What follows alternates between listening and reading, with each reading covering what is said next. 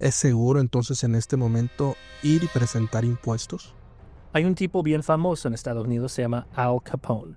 Fue un tipo mafioso que vivía en los 1920s. Vendía alcohol, vendía droga, mató gente, pero al final de cuentas no, o sea, le metieron a preso pero por ninguno de sus crímenes, pero por evitamiento de impuestos. Más comunes que cometen los, digamos, en este caso los hispanos, ¿no? Al presentar una declaración de impuestos. Bueno, Se comparten estas informaciones del IRS con, no sé, por ejemplo, FBI, migración. Julio Villaseñor, como siempre usted sabe, él sigue al presidente. Julio, buen día. Mi compañero Julio Villaseñor nos tiene información importante. Oye, pues te agradezco mucho. Vamos a estar César Villaseñor allá en la Unión Americana. Bueno. ¿Qué tal, amigos de Julio Villaseñor News? El día de hoy me da mucho gusto saludarles. Y el día de hoy nos acompaña Michael Yonosco. Él es contador certificado en el estado de Alabama y nos va a decir cómo prepararse para esta nueva temporada de impuestos. Así que si tú tienes una compañía, si es la primera vez que vas a preparar impuestos, este podcast lo tiene que escuchar. Comenzamos.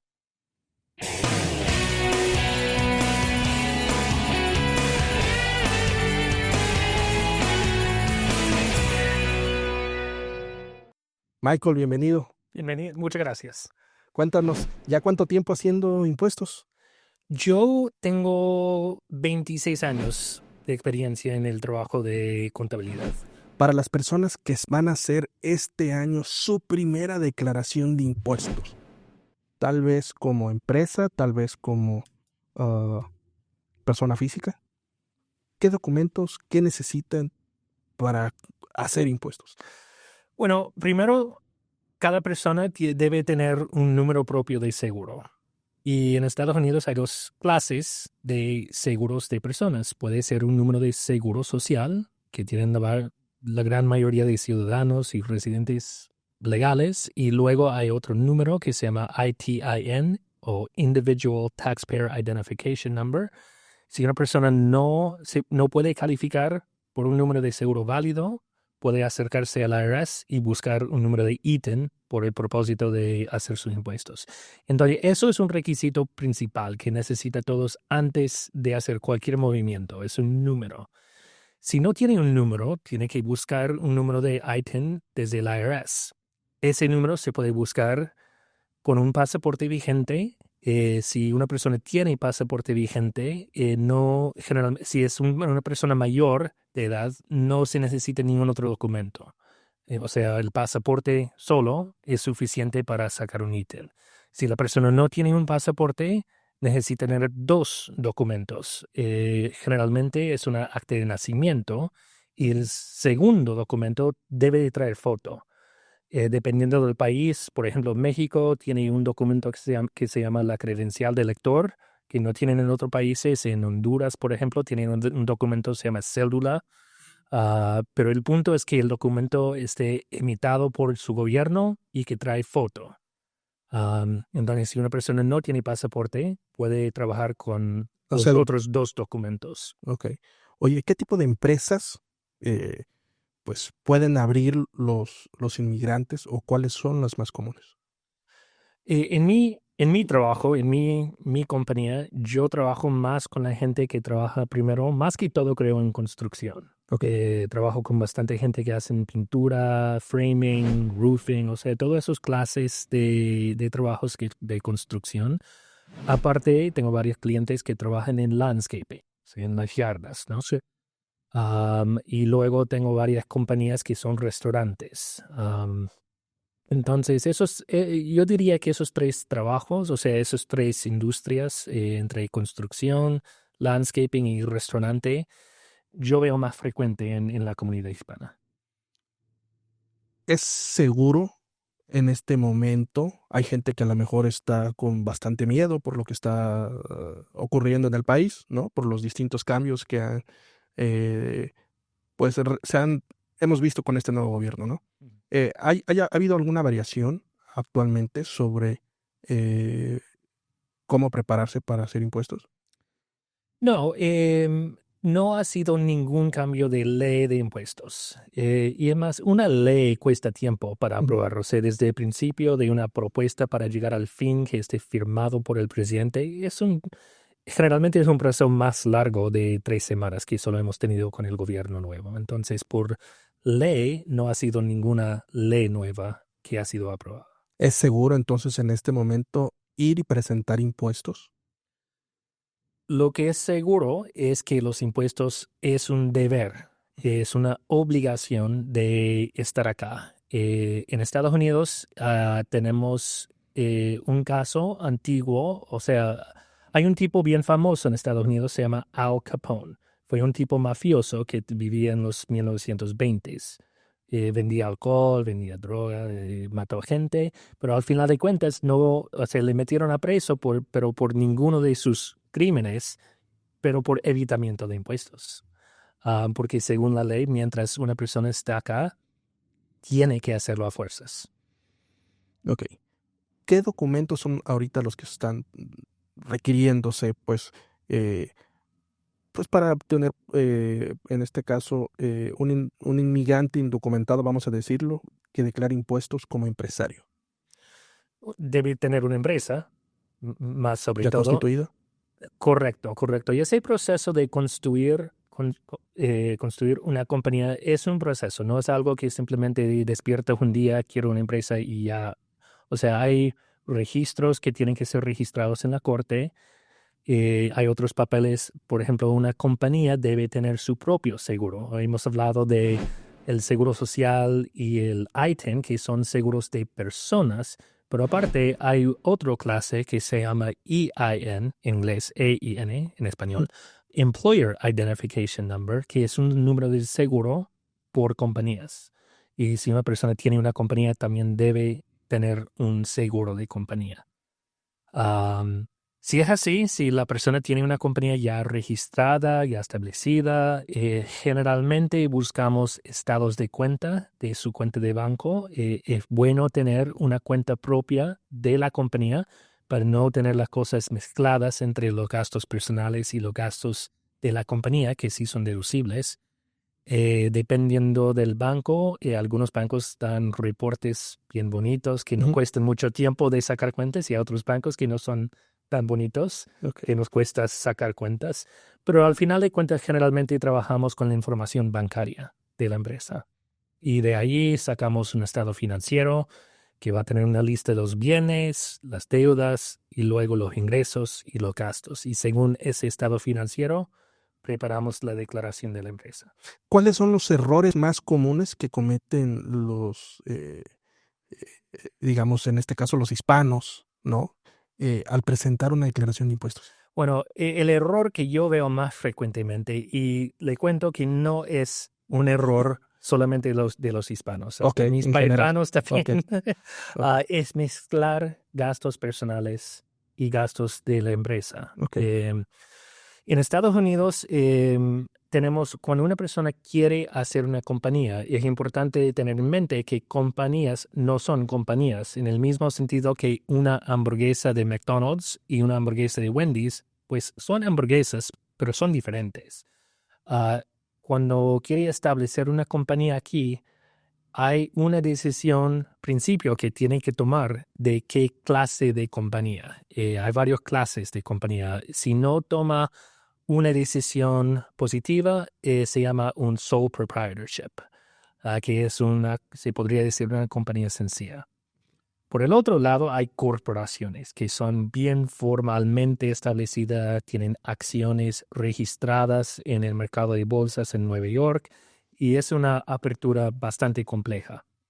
Pero en el medio hay una clase de compañía que se llama LLC, o en inglés se podría decir Limited Liability Company. El beneficio de tener una compañía Limited Liability, o en inglés Limited Liability Company, en español se podría decir una compañía de menos riesgo. ¿De cuál riesgo hablamos? Hablamos del riesgo de los bienes personales del dueño. Que si la persona arranca su compañía y qué tal algo pasa en la compañía y de repente la persona que quedó lesionado quiere demandar quiere meter una demanda, una compañía LLC protege los bienes personales del dueño para que los bienes personales no pueden ser metidos en una demanda sobre la compañía. Ahora, el problema es que si el dueño ha mezclado los gastos, por ejemplo, si él ha pagado cosas personales desde su cuenta de negocios o de repente él compró algo del negocio de su cuenta personal, generalmente las cortes vean la mezclada de transacciones como el dueño no respetó la diferencia entre la compañía y lo personal y por lo tanto la protección del LLC no existe. ¿Cómo deben diferenciar entre gastos personales y los gastos de la empresa? ¿Cuál sería tú? Según la ley de impuestos, según el código, o sea, lo que se llama el tax code, cualquier gasto que está necesario y relacionado con la empresa puede ser deducido. Efectivamente, es una área, se podría decir, gris de lo que cuenta y ahí es donde el contador tiene mucho que decir. Algunos contadores son bien duros, se podría decir, algunos otros son más, como yo, agresivo, se podría decir, en el sentido, pero por ejemplo, si tomamos una compañía de construcción, obviamente se puede deducir el costo de su material, obviamente se puede deducir lo que pagan a su gente que le ayuda, pero aparte, tiene derecho de sacar sus comidas de trabajo. Mientras está trabajando, puede deducir sus comidas, también las mías que corre uno para llegar a los sitios. La gasolina en este caso, cuando dices millas. El costo de moverse se maneja en opciones. Cada persona tiene 2 opciones de cómo deducir el costo de moverse. Se puede deducir sus millas. El gobierno cada año apruebe una cierta cantidad por cada milla. Este año, en el 2025, son 67 centavos por cada milla corrida. Entonces, al final del año, si por ejemplo tiene 10,000 millas corridas de trabajo, es importante eso, que solamente son las millas de trabajo. Si el carro está usado por cosas personales y de trabajo, es importante sacar nada más las millas de trabajo. Y tomamos un ejemplo, si la persona ha corrido 10,000 millas, calificaría por una deducción de $6,700 según el cálculo de millas.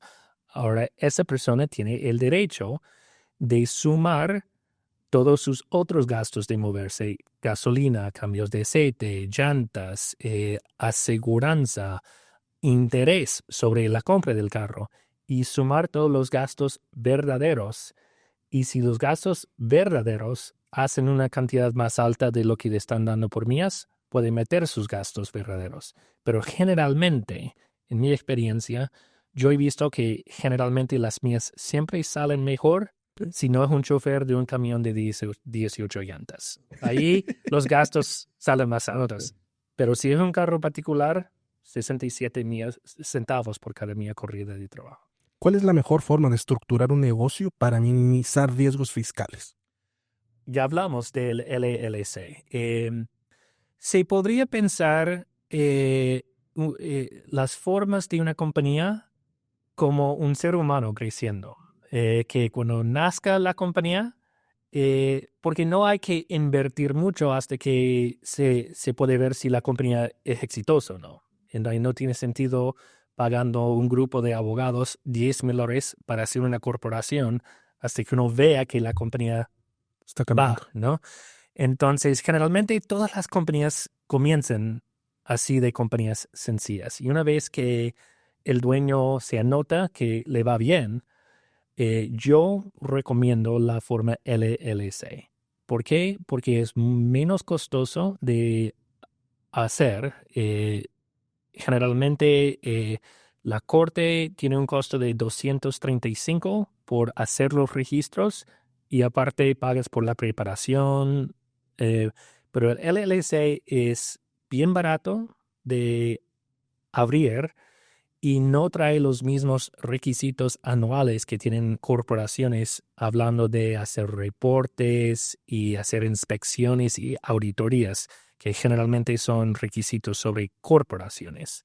Entonces, la forma LLC para mí es la más preferida para empresarios, para dueños de empresas pequeñas. Sobre todo para hispanos en este caso, o en general. En general, porque es menos costoso, trae la protección personal para los bienes del dueño y no hay muchos requisitos anuales para seguir cumpliendo.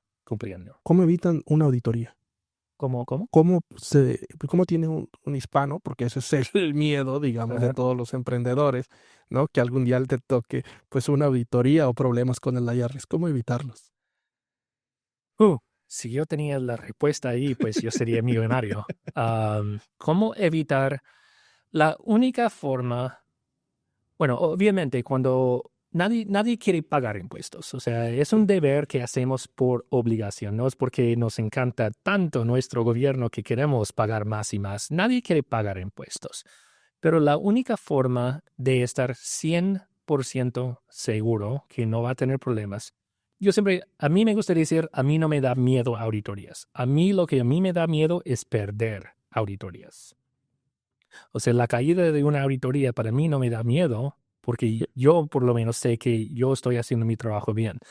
Entonces, lo que digo a mis clientes, la única forma de estar 100% garantizada es reportar todo.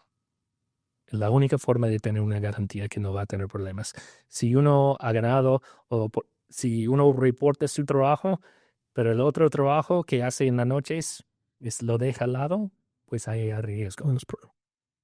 Ok, perfecto. Oye, y sobre este punto, ¿pasa muy seguido que haya auditorías? Hace 2 años el Congreso de Estados Unidos aprobó no sé cuántos millones o billones para contratar, específicamente para contratar agentes nuevos del IRS para llevar casos de auditorías. Entonces, eso fue una aprobación de fondos hace 2 años. Y yo he visto en mi práctica la caída de más auditorías en los últimos 2 años. Podría ser por el buen trabajo que se está haciendo, no necesariamente porque lo estén dejando de hacer, ¿o sí? No, generalmente el gobierno utiliza computadoras Ok. para tomar las decisiones de quién auditar y no auditar. Hay cosas en la declaración que traen atención. Por ejemplo, si usted es un empresario que hizo un total bruto de $50,000 en el año, no es malo, no es bueno, pero a la vez el mismo señor está reflejando que manejó 150,000 millas. Pues ahí hay algo porque no necesariamente coincide los dos datos. Y esos son un ejemplo de cosas que pueden traer atención de las computadoras del IRS para comenzar auditorías. ¿Y cuál sería tu consejo en estos casos? Yo como contador, después, nosotros trabajamos en detalles, ¿no? O sea, una gran mayoría de mi trabajo es analizar línea por línea, líneas de transacciones. A mí, al final de la preparación de una declaración, siempre me gusta tomar 1 o 2 minutos para alejarme del detalle y leerlo como en general. O sea, ¿tiene sentido que el señor gana $100,000, manejó 20,000 millas, gastó $10,000 en material, gastó $15,000 en gente, en ayudantes? Pues más o menos tiene sentido. O sea, siempre es un paso recomendable al final de la preparación de una declaración alejarse un poco y ver si todo tiene sentido, ¿no? Ok, perfecto. Oye, y recientemente, pues estos cambios migratorios, hay mucha gente que tiene miedo de ir a presentar impuestos porque, pues dice, pues de alguna manera le voy a dar al gobierno y voy a decirle dónde estoy, dónde vivo. ¿Se comparten estas informaciones del IRS con, no sé, por ejemplo, FBI, Migración, Border Patrol, no sé? Es interesante, es buena pregunta. Si quiere buscar a mi nombre en Google, o sea, si metes mi nombre, Michael Yonosko, en Google, más abajo va a haber una entrada en Google de un testimonio que yo hice en el Congreso de Estados Unidos, que fue precisamente de ese tema. El Código Federal tiene una sección que es 6103. 6103 del Federal Code. Esa parte del código prohíbe al IRS que ellos comparten información con cualquier otra agencia del gobierno. Entonces, la información que el IRS recibe está protegida por ley federal, aparte de una orden de corte. Ok, entonces seguro en esto se puede decir seguro. Hay ley federal. ¿Has visto tú, por ejemplo, entre tus clientes que ha habido alguna disminución, por ejemplo, de que antes venían al principio y que ahorita que comenzó la temporada de impuestos, pues no se estén acercando o todo parece normal? No, nada parece normal. Ok, Um, yo obviamente no soy hispano. sí, sí, sí. Entonces, yo no veo el mundo en la misma forma que usted. O sea, la situación aquí en Estados Unidos. Cuéntanos cómo lo ves. Creo que yo tengo un punto de vista que es diferente que ustedes, A ver, ¿no? Pero por lo que a mí me han comentado, hay miedo. Hay bastante miedo. El futuro nunca ha sido cierto. En ningún momento el futuro es cierto. Cada día trae riesgos y no riesgos. O sea, yo no he visto, personalmente, ahora mi oficina está en Birmingham. Yo no he visto paradas, yo no he visto redadas, ni he visto agentes caminando en la calle. No lo he visto. Pero no quiere decir porque no lo he visto yo que no está pasando. Correcto. Pero sobre, vamos a decir, hispanos, ¿no? Que tú atiendes, ¿has visto una disminución en que están yendo ya a preparar impuestos o se mantiene todo como otros años en tu oficina? Sí, se está manteniendo. Ahora, se la mantiene. misma gente está llegando, pero la misma gente está llegando con miedo, Ok. ¿no? Los clientes de negocios que yo tengo, a mí me han comentado casi todos que las ventas en noviembre y diciembre han bajado. Con razón, o sea, obviamente. Por el miedo. Sí. Am, Y en enero, pues supongo ahorita, pues hay Sí. gente que tiene miedo inclusive de salir, ¿no? ¿Eso de alguna manera repercute en los negocios? ¿Es una cómo? Digo, de eso de alguna manera repercute en los negocios, es decir, al ver ellos sus bajos números de ventas, porque la gente pues está en sus casas con miedo, Imagino. ¿no? Y sobre los riesgos fiscales que podrían enfrentar los dueños de negocios indocumentados en Alabama con estas nuevas leyes. ¿Cuál nueva ley? Más bien podría ser las leyes que se están ahora impulsando. Sí, y creo que hablamos de eso un poco antes de comenzar. Es Sí. sumamente importante porque yo tengo 47 años de edad, tengo 25 años de experiencia en el trabajo de impuestos en la comunidad hispana. Y solo quiero comentar a sus... Sí, los que nos siguen en nuestros eventos. Yo sigo acordándome del año 2011 cuando estaba un hecho que la reforma migratoria se iba a aprobar. Fue un hecho. Todo el mundo dijo que era un hecho. Y nosotros hicimos preparaciones en la compañía para poder atender a la reforma migratoria que fue un hecho y al final no fue aprobado. Entonces es sumamente importante mantener en mente hasta que hay una ley firmada por el presidente o el gobernador de un estado, no hay nada. Pero hablando de los riesgos fiscales, algo que yo estoy recomendando a todos mis clientes que son dueños de empresas es en donde hay posibilidad. Por ejemplo, si es una sola persona que quiere levantar su empresa, que tiene un ITIN, de repente tiene una esposa o un hijo que es mayor de edad o un gran amigo de años y años que tiene un número de seguro social válido, que se pueden asociar para que en los registros que van a la corte, que traen un dueño que está con seguro social válido. ¿Eso cómo podría cambiar, digamos, a una empresa? ¿Cómo podría cambiar? Sí, vamos, por lo que tú nos estás mostrando, vamos a poner un plan hipotético, ¿no? Un dueño de negocio que se asoció con su hijo, vamos a decirlo, y que su hijo tiene seguro social y todo. Y en este caso, el que es dueño del negocio es detenido por inmigración, ¿no? Eso cómo cambia la compañía contra uno que no lo hizo, porque a lo mejor no lo tiene y que es detenido y a lo mejor deportado? Porque se queda una empresa de alguna manera. Claro, mi comparación de abrir una empresa es de tener un bebé. O sea, en el sentido que estamos haciendo una criatura nueva. O sea, la empresa, una vez que la empresa está otorgada a un EIN, un Employer Identification Number, desde ese momento y adelante, esa empresa existe independientemente de su dueño. O sea, es otra criatura. Entonces, aunque el dueño tal vez ha sido deportado, la compañía está viva aún.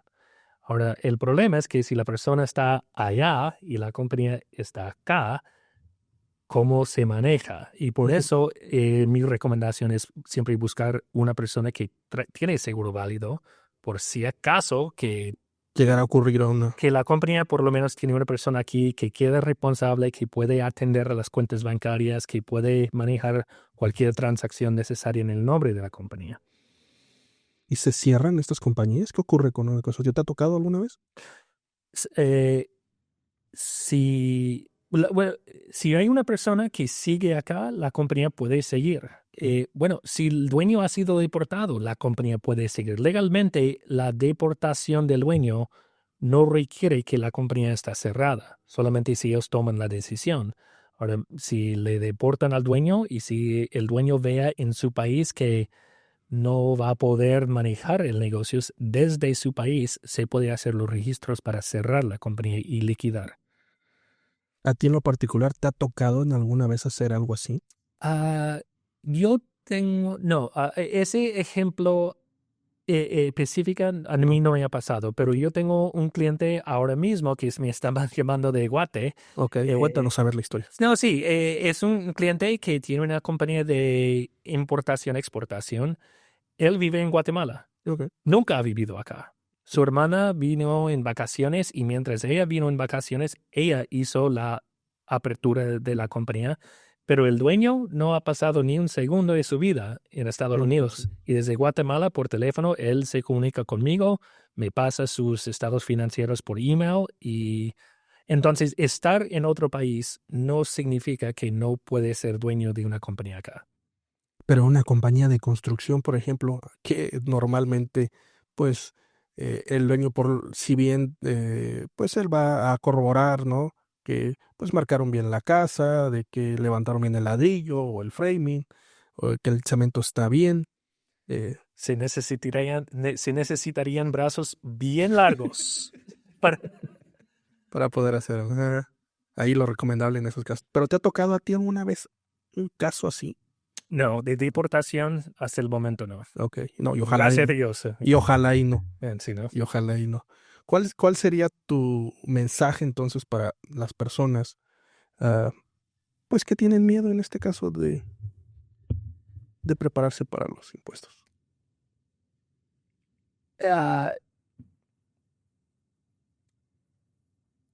En la Biblia, siempre cuando aparece Dios, o sea, desde principio a fin, siempre cuando aparece Dios, las primeras palabras que dice, no tenga miedo. ¿No? Uh-huh. Hoy podría llegar una cometa. Sí. Yo no vivo mi vida con miedo que te vaya a llegar un cometa. Yo vivía 3 años en Lima y yo me contaste era un inmigrante. Y te cuento más. A ver, por un año, o sea, tenía 3 años en Lima, pero por el último año no tenía papeles. Estuviste de ilegal Al final me votaron por eso. ¿Por eso deportaron? No formalmente, pero se me votaron. El miedo te da estrés, te quita la vida, y no hay nada en la vida que, o sea, entiendo el miedo, pero no puede dejar que el miedo te maneje la vida. Es mi punto de vista. ¿Declarar impuestos trae algún beneficio para algún inmigrante indocumentado que pudiera ser detenido por ICE? Mi primera esposa fue de Honduras y estaba en el país sin permiso. Y cuando nos casamos, parte del proceso de arreglar los papeles de ella fue presentar los impuestos y confirmar que los impuestos quedaron hechos. Entonces, hoy por hoy, para mantener su cuenta limpia, aparte del asunto migratorio, pero para mantener tu cuenta limpia con el gobierno, tiene que mantener los impuestos actualizados. Primero, el beneficio, por muchos, es un beneficio económico. Hay muchos que cuando hacen los impuestos reciben lo que se llama un reembolso. O sea, la gente que trabaja con W2, la gente que tiene sus trabajos donde ganan $1,000, pero no reciben $1,000 porque se cortaron impuestos, generalmente, especialmente si tienen niños, esos impuestos que fueron cortados de su cheque se devuelve a uno en hacer los impuestos. Entonces, el primer beneficio es la posibilidad de recibir sus impuestos para atrás. Pero segundo, manteniendo su cuenta limpia con el gobierno también es importante. Hoy por hoy, según los anuncios del gobierno, ellos no están buscando gente no criminal. Pero si hacen contacto, pues la ley es la ley. Eso es lo que están diciendo. Entonces, mientras cada agencia del gobierno tiene sus propios agentes, no hay nada que se puede hacer con los agentes de migraciones, pero no debe de estar invitando a la gente de la IRS también, o sea, para buscarlo. Entonces, eso por lo menos es una agencia del gobierno que se puede mantener contento. Yo te quiero plantear un caso. Hay gente, conozco casos, que trabajan con, vamos a decirlo, seguros falsos. Falsos. Falsos. A mí me han dicho chuecos. Chuecos. Falsos, está bien. Más formal, falso. Y trabajan en algunas compañías, tienen, los cheques salen a nombre de la persona que está el seguro social, pero a la hora de declarar impuestos ellos lo hacen ya a su nombre. Cuéntanos si esto es muy común o cuál sería la sugerencia para este tipo de casos. No, volvemos al caso de Al Capone. O sea, que cualquier ingreso, sin importar su fuente, sin importar si el fuente es un fuente ilegal, sin importar nada de eso, cualquier fuente debe de ser reportado, incluyendo si trabajas con otro nombre.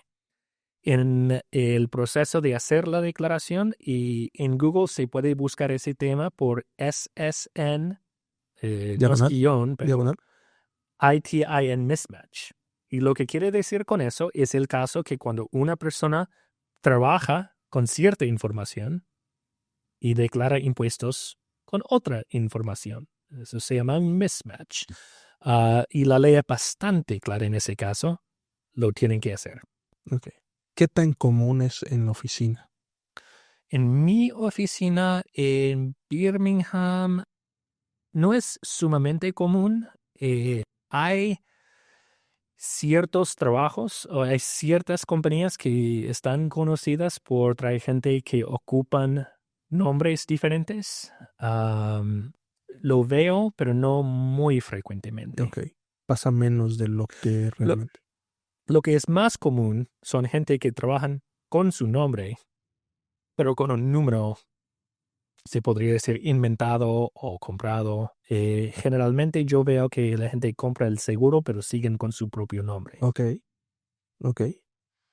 Y entonces ahí El mismo procedimiento. Sí, SSN, ITN mismatch. O sea, cuando la información del trabajo no coincide con la información de la declaración. Oye, ¿y eso no es un delito? O sea, es decir, porque vas y lo declaras de alguna manera. Y no es como decir, aquí están las pruebas.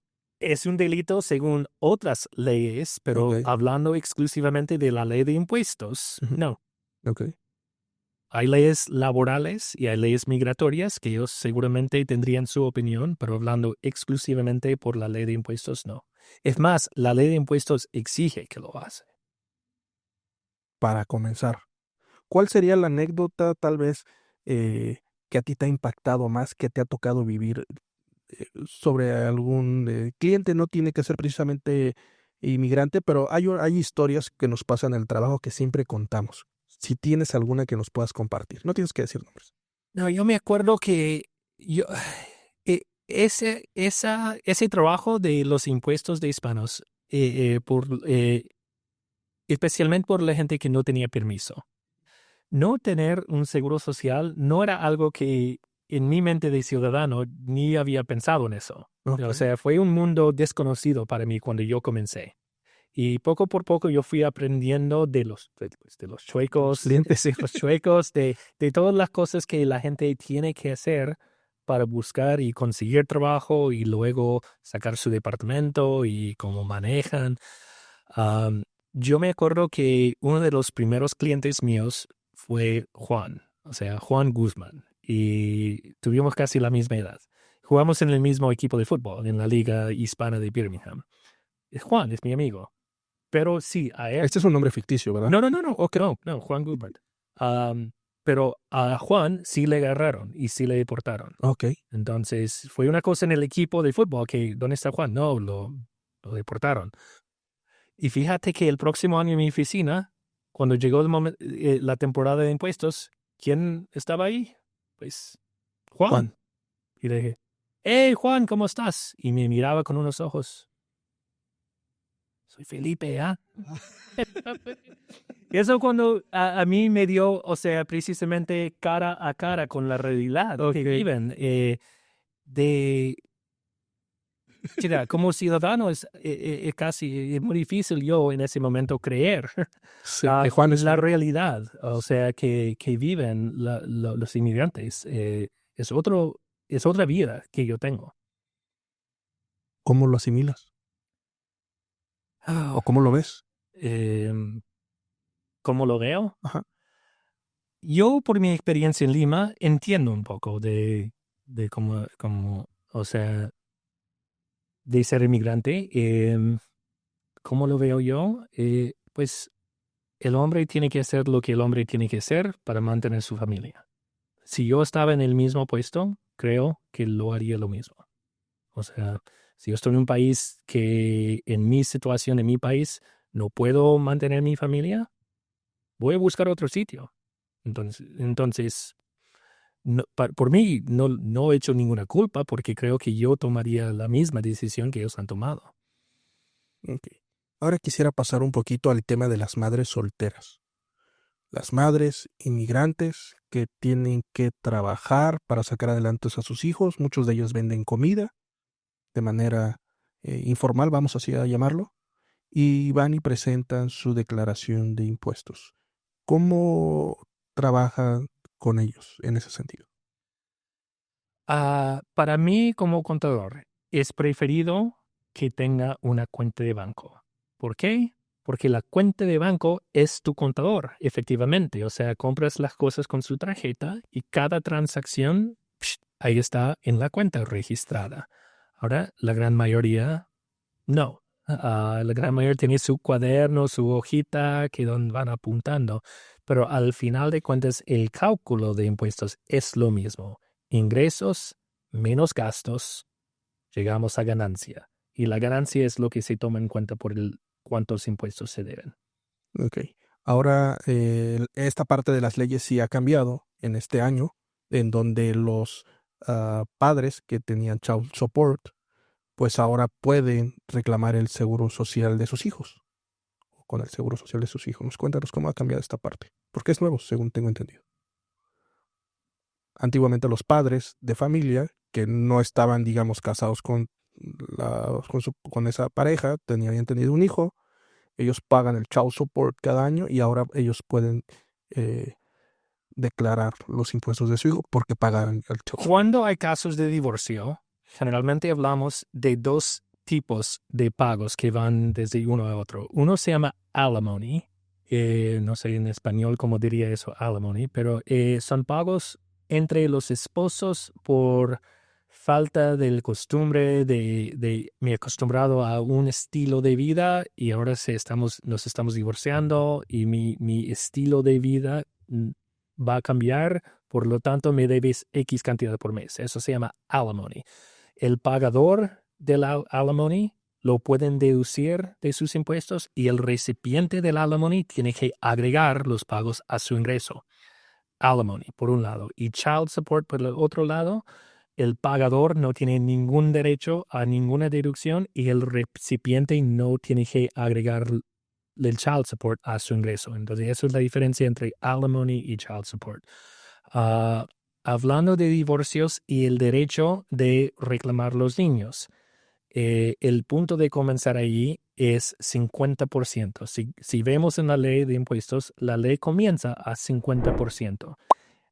Y si el papá vive aquí y la mamá vive allá, ¿en cuál casa el niño ha pasado 51% de su tiempo?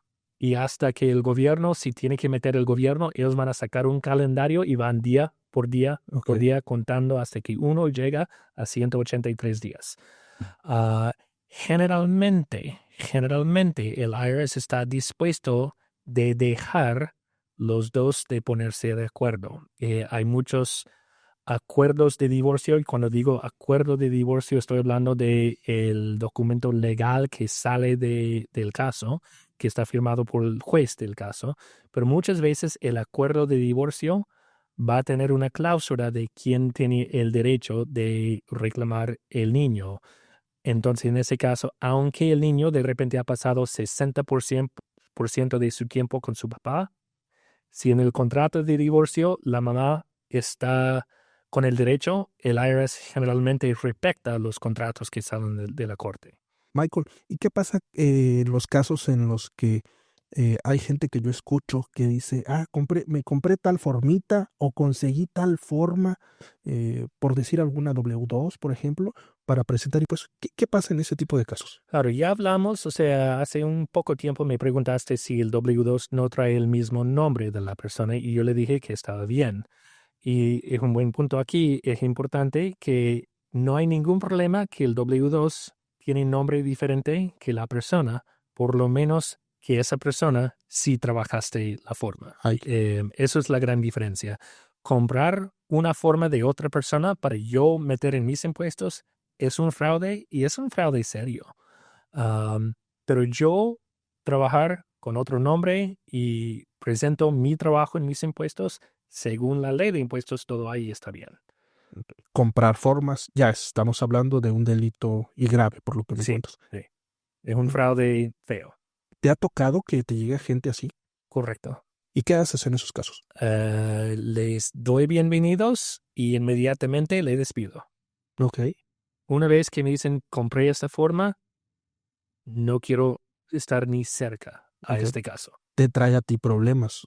Correcto. Yo como contador, yo igual soy responsable por cada declaración que yo firmo. Okay. Entonces, siempre me gusta decir a mis clientes que la declaración es la tuya, no es la mía.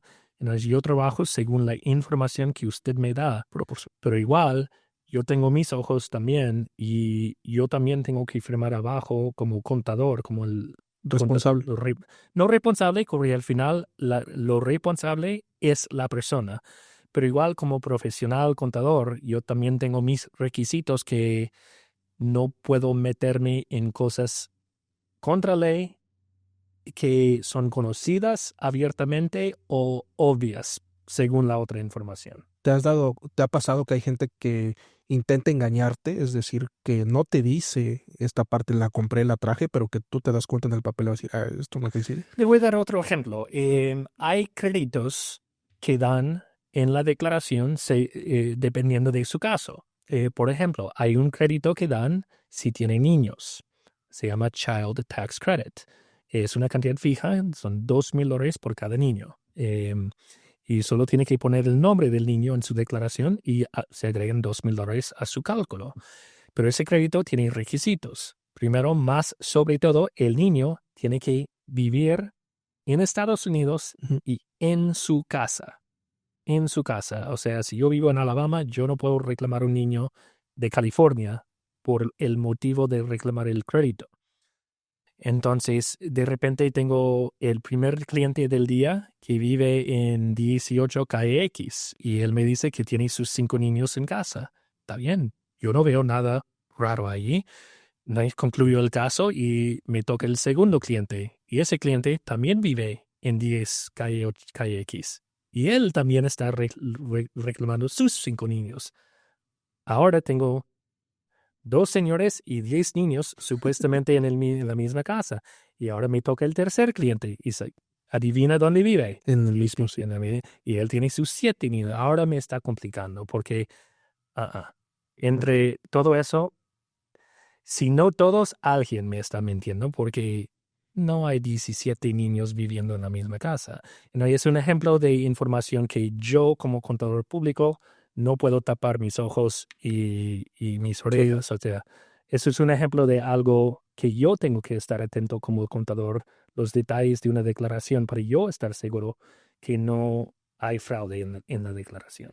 A ver, cuéntanos una historia que te haya tocado a ti descubrir de un fraude. Ya nos contaste una hipótesis, no tienes, te digo, no tienes que dar nombres, pero una historia que realmente a ti te haya pasado, cómo la descubres y cómo o reaccionas en ese tipo. Ah, a mí me costó el proceso de sacar un CPA, una licencia de contabilidad, por ejemplo, el examen por los abogados, porque los abogados tienen que tomar y aprobar un examen para que le den su licencia. El porcentaje de aprobación en el examen de abogados está alrededor de 40%. Por los médicos, más bajo, está como 25%. Estamos hablando de todas las personas que toman el examen, ¿cuántos aprueban? Ok. De contador, 2%. Es un examen recontra difícil. A mí me costó bastante estudiar y pasar ese examen. Y no lo voy a poner a riesgo por ningún cliente. Si yo veo fraude, si yo huelo fraude, me alejo. Un caso interesante. Fraude.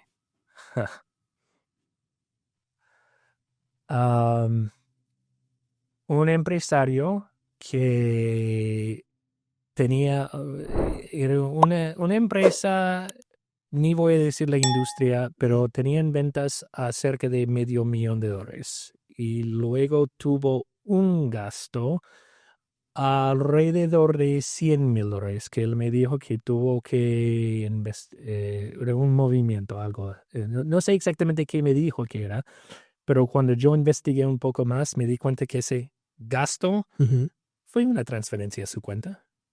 O sea, tomó medidas para esconderlo, pero después que yo empujé un poco, vi que no era un gasto, pero él hizo una transferencia a sí mismo y quiso reflejarlo como un gasto. Y de plano no. Y al final, aunque llegamos a 1 hora y media en la preparación, le dije que disculpa, pero me parece que tiene que buscar otro contador, porque ya yo he visto suficiente para no sentirme yo cómodo en terminar la preparación. Porque a veces yo he sabido de casos de que los puso el papá y los puso la mamá y están peleados y los dos reclamaron. Sí, es cierto. Un niño, o no tenemos que decir niño, hablamos de dependientes. Un dependiente solamente puede ser reclamado una vez por año. Y la razón es porque la definición de un dependiente es que otra persona ha proveído más del 51% de sus gastos. Entonces, si hay que poner 51% de sus gastos, no pueden ser más de una persona que cumple. Entonces, un dependiente solamente puede ser reclamado una vez. Si hemos tenido, no bastantes, pero varios casos, especialmente cuando los padres están separados, que los dos reclaman el mismo niño. Lo que sucede generalmente es la primera persona para meter su declaración para recibir el reembolso inmediatamente. Okay. Entonces, el papá va martes, la mamá va miércoles, pues el papá va a recibir el cheque primero. Después, la mamá, que ella piensa que va a recibir $4,000, que ya fue pagado al papá, lo que ella recibe es un aviso del gobierno, disculpa, pero no pudimos procesar la declaración porque esos niños ya fueron reclamados. Y con la llegada de esa carta, la mamá ahora tiene una decisión, si quiere pelear o no.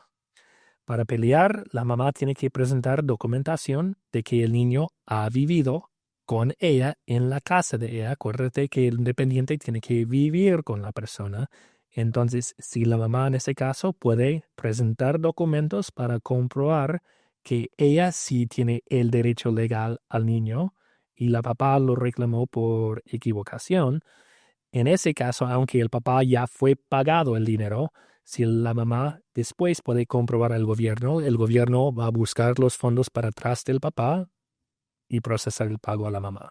Perfecto.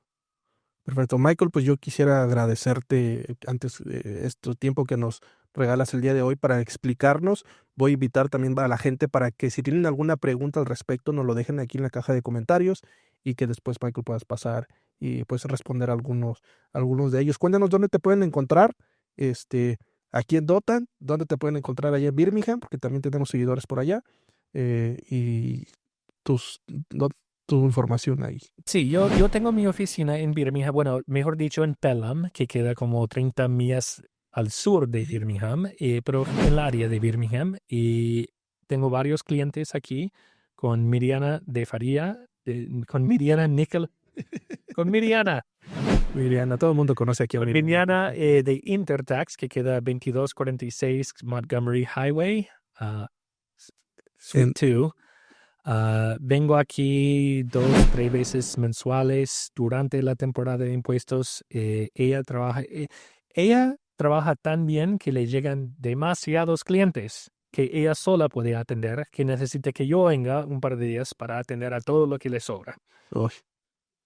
¿Cuándo termina la temporada de impuestos y cuánto tiempo se tiene que preparar una persona para declarar impuestos? El dinero nunca duerme, hombre.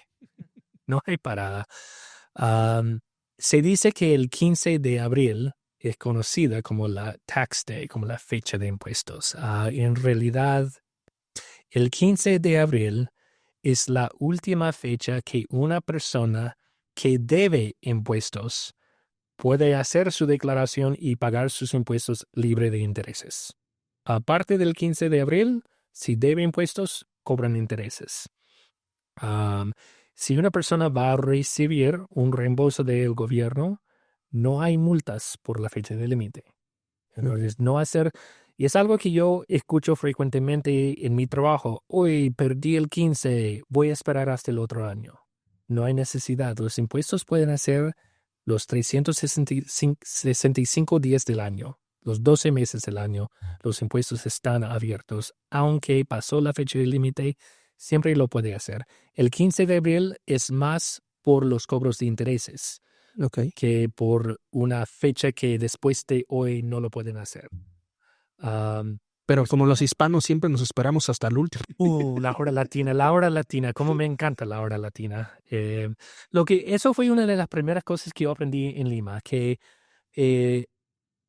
necesitaba algo. No me acuerdo qué es lo que necesitaba, pero le pregunté a un amigo peruano, oye, ¿me puede hacer ese favor? Y me dice, seguro, mañana te lo hago. Y llegó mañana y no vino. Y eso fue cuando yo comencé a aprender que mañana no es necesariamente es el día después de hoy, tanto como mañana simplemente no es no ahora. Ahora no. Pero sí, la hora latina. Pero el 15 de abril es la fecha del límite por personas para presentar su declaración. Una cosa que no es tan conocida es que por las compañías, y estamos hablando no solamente de LLC, pero compañías que han elegido estatus de corporación o que son sociedades, que son compañías sencillas con más de un solo dueño, la fecha de límite por esas compañías es el 15 de marzo. Y hay muchos que se ponen porque todo el mundo sabe del 15 de abril, pero no muchos piensan en el 15 de marzo, que es la fecha límite de compañías. Ok, incluidas LLC, corporaciones y todo eso. No incluyendo LLC, incluyendo corporaciones y sociedades. Sociedades anónimas. Partnerships. Okay. Bueno, Michael, pues te agradezco muchísimo este tiempo que nos regalas el día de hoy, las historias que nos compartiste y pues ya saben dónde lo pueden localizar. Y pues los invito para que le den like, se suscriban a este canal y compartan este video con más personas y pues a ver si en un futuro nos vienes y nos cuentas pues más historias, ¿no? Claro que sí. Que sí. haya pasado en esta contabilidad. Yo soy Julio César Villaseñor y esto es Julio Villaseñor News. Gracias. Julio Villaseñor, como siempre usted sabe, él sigue al presidente. Julio, buen día. Mi compañero Julio Villaseñor nos tiene información importante. Reporte. Oye, pues te agradezco mucho. Vamos a estar César Villaseñor allá en la Unión Americana. Bueno.